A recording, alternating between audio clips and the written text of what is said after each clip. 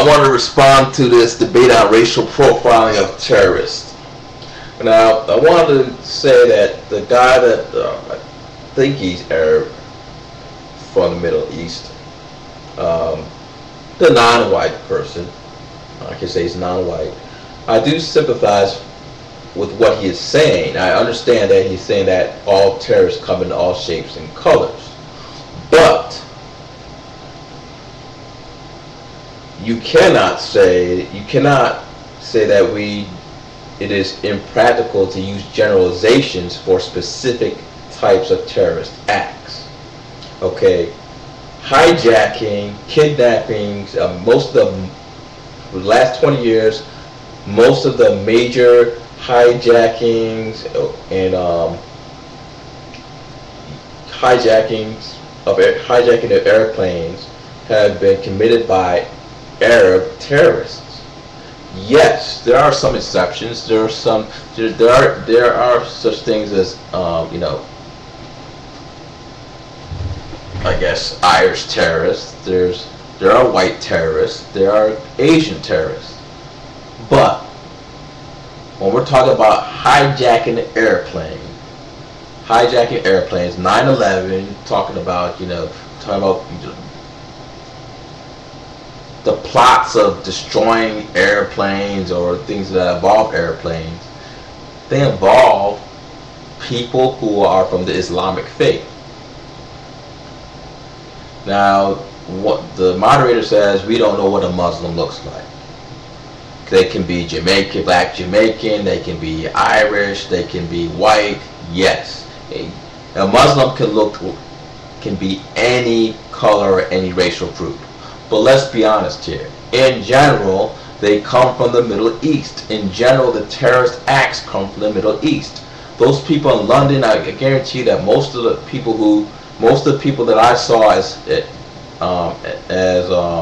the perpetrators of the London bombing came from the Middle East.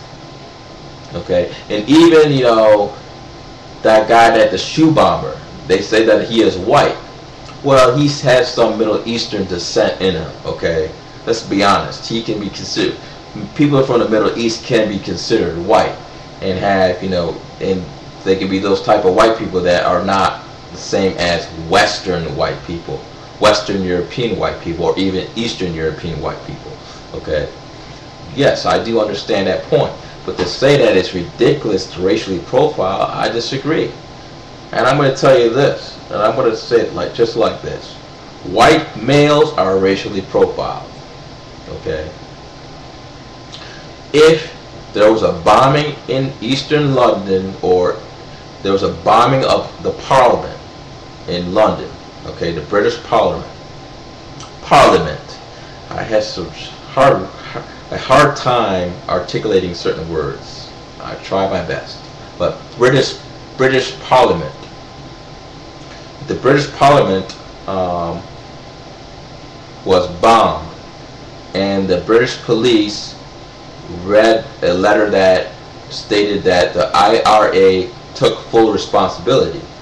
Yes, there's a possibility that people in the IRA or the IRA leaders are, some of them could be black or some of them could be Mexican. Yes, there might be one black guy in the IRA, there might be one Asian guy, but the predominant race is going to be a white Irish person. And yes, the police are going to profile that white Irish person. They're going to profile men. That doesn't mean that, yes, and I do hear his point that, the IRA can use Jamaicans to carry out these bombings. But in general, if you look at the pattern, they've used Irish white males. So, yes, you have to be on the lookout for something unusual or something different in terms of how they plot it out, just to be on the safe side. But you have to, you have to, racially profile, because the pattern of that behavior has been Irish white males. The same thing with mass murder. I mean, the DC snipers. Okay, the DC snipers were assumed to be white males. Okay, the police were looking for white males. They were targeting white males. They didn't check. Yes, they might have checked blacks a little bit just as a procedure, but in their mind, they were looking for a white male. It happened to be 2 blacks who committed it. Those are the exception to the rule. Okay. That doesn't mean the next time a mass shooting happens, and it looks, I mean, all the evidence points to someone of the white race and male doing it, that they should not racially profile. I mean, you're telling these police detectives not to do, I mean, you're telling these police detectives to defy common sense. I'll be honest. I mean, look, if a murder happens in a neighborhood, okay, and it's done by a gun, and the person's been shot 100 times, okay, and just the way that murder was committed, most likely the police are going to profile a male. Okay, so yes, I understand. Yeah, we need to look out. We need to be careful that the profile may not fit the crime, but if that profile has a 90 or 95% probability, you'd be foolish not to look at that profile. Even greater than the least likely suspect. Okay, so you have to. I think we need to be fair here, because I think that it seems like non-whites, which I'm non-white. If you're non-white and you get racially profiled, it's unjust and unfair.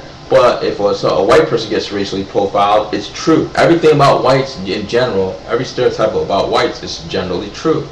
Well, there's certain stereotypes about blacks, Asians, and Middle Easterners that are true. But it seems to me that when it comes to whites, and the general stereotype of whites is true, and they use racial profiling in a criminal case, it's acceptable and it's called truth. But when it has to be non-whites, it's racism. So we need to be careful of that. That's all I'm going to say for now. Have a nice day.